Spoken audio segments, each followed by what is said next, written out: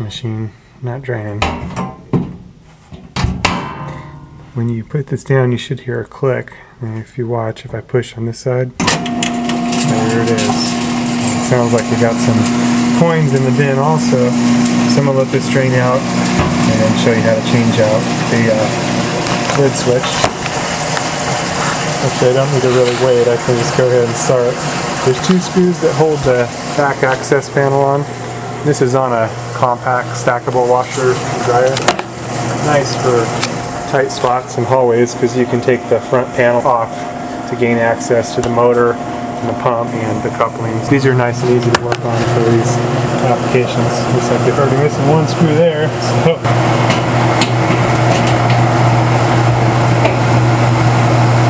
So here and make sure we got a nice tight connection on the dryer, which we do. Good. Nice, and everything's all sealed here, so that's good. Ooh, the water in there is stinky. Anyway, getting access to the lid switch. I use my 6-in-1 and there's a 1/4-inch nut driver here. Pull out my flathead, a 1/4-inch nut driver. And right back here on this side and on the other side, there's 2 nuts there. Not that easy to see, but if you know what you're looking for, you can just kind of feel for it. I don't know if it's that light here for you to see down there. Probably not. Anyway, I can kind of put a picture from another video on there maybe so you can see it. But anyway, one's right here. Now, I can't see it either, so I'm just doing it blind here. Pull out the 1/4-inch nut here.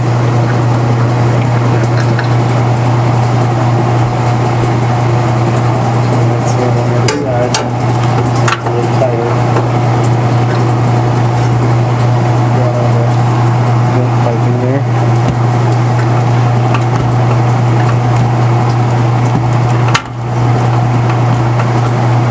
It's pretty bad. That water must have been there for a while. So anyway,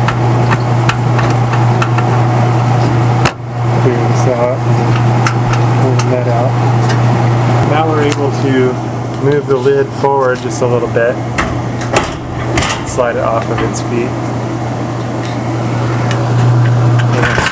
And right in front here is the disconnect. I'm going to go ahead and turn the machine off by pushing the knob in. And then pull our disconnect. And you can hear the coins in the bin. I want to make sure we get those out because they can run down into the pump. Now when you pull this lid off, you're going to want to be careful because at the back there's these 2 tabs that our 1/4-inch nuts pass through. And these things fall out pretty easy. And they're a little bit tricky to get back in. You can see how they are here. And I've seen some people put a piece of tape across the back here so that they won't fall out. I don't really need to do that, but anyway, here goes on replacing the lid switch. On the inner portion of the door, we got 2 Phillips screws that hold the lid switch in. Now, I gotta tell you, they really need to come up with a better design for these lid switches because where these, here's my new lid switch. Let me show you. It's just made out of plastic, and the way these are set up, they break really easy. Okay, this is where your 2 screws go in, and you can see right here it's not the strongest piece of equipment in the world, and lots of people are dropping the lid right into the switch and all that, so it definitely takes a lot of abuse. You want to make sure when you tighten these screws down for the new one that you don't tighten them too tight. It's really easy to split the switch apart, and then you're going to have to start all over. And I actually brought 2 switches with me just in case because, like I said, these are not really built the best. Someone please design a better switch. I would appreciate it. Now we're able to remove the existing switch. What we got to do is remove the ground wire here, unscrew. Okay, which is right here. And now the rest of it is just held in by clips. We can remove slip the ground wire off the screw here and slip it out of these clips, and then as well as press our other deal out of these clips there. Okay, and we're going to mimic our new one. As you can see, it comes with this long gray hose, and this gray portion often gets in the way. So what we're going to do is trim this about here. We're going to pull our wires through first, like so. Okay. And then we can bend this to break it. You can bend it back and forth a bunch of times, and it'll just break off as it gets work hardened. Or you can just trim it off with I usually use my Leatherman here. Just trim it off here. Once on each side, and then break it apart. We're good to go. For our switch here, I'm going to run the ground back, like so, and then just tuck these up and under.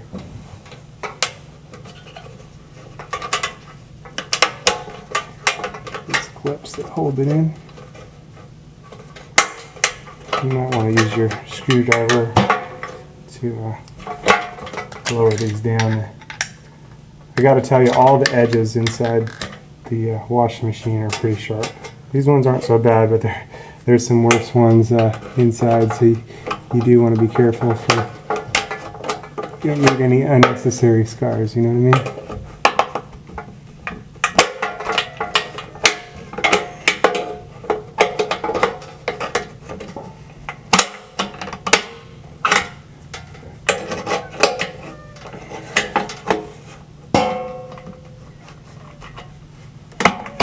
There we go.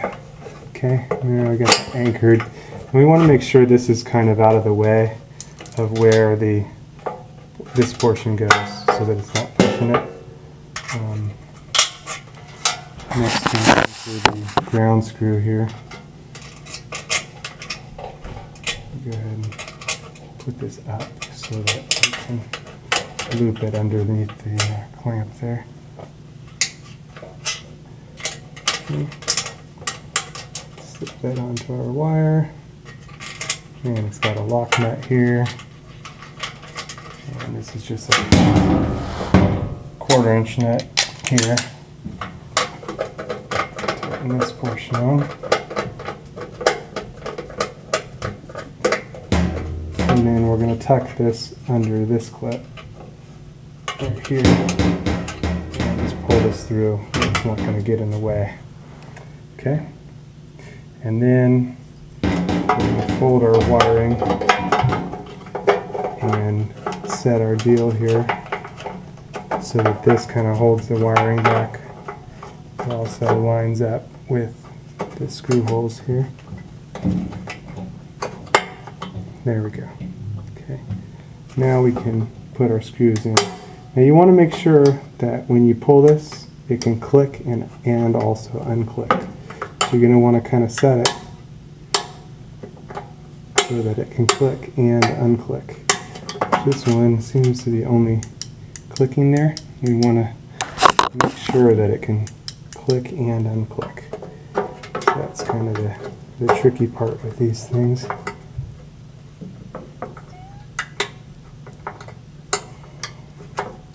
Okay. So now we have our 2 Phillips screws that we're going to go ahead and insert on this side.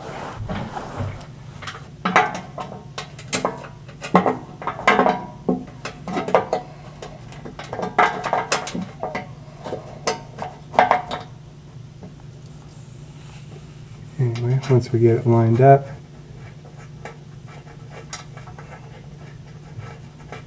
get the Phillips screws started by hand. And again, you don't want to tighten these too tight. We just want them to be snug, hold their ground. But not split the thing apart.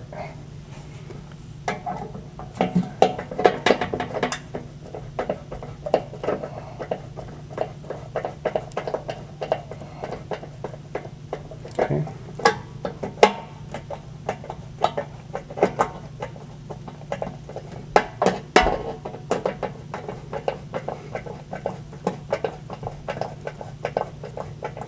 Again, I'm still hoping someone's going to design a better switch, because, like I said, these are kind of problematic in the way that they are. So now what you want to do is check to see that it clicks when you close it, but that it unclicks when you open it. There we go. That's exactly what we want it to do, and so it seems tight enough in there that we're good. It clicks and unclicks, so now we're ready to put the machine back together. Okay, we're going to fold these feet down on the back portion. We're going to go ahead and put our lid back on the machine itself. Okay. Sort of lining the back things up, and then reconnect your disconnect.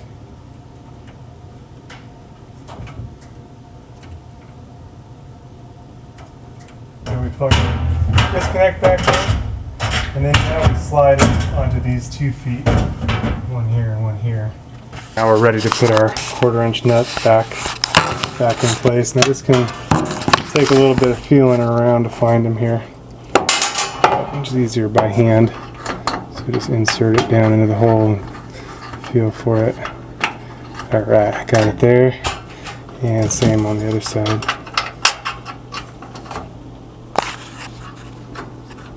Okay. And got it started there, so I got pretty lucky there. And then go ahead and tighten both of these up with our 1/4" nut driver on our screwdriver.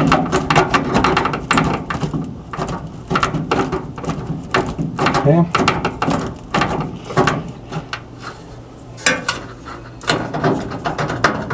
And we'll just tighten down both sides.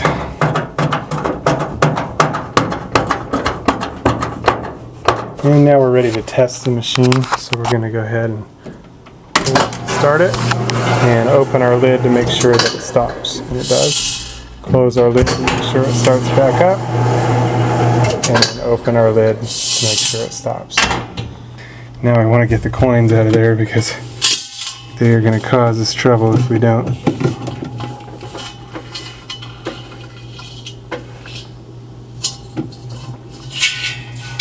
Okay, got one.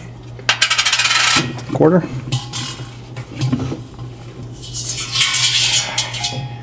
There's a penny.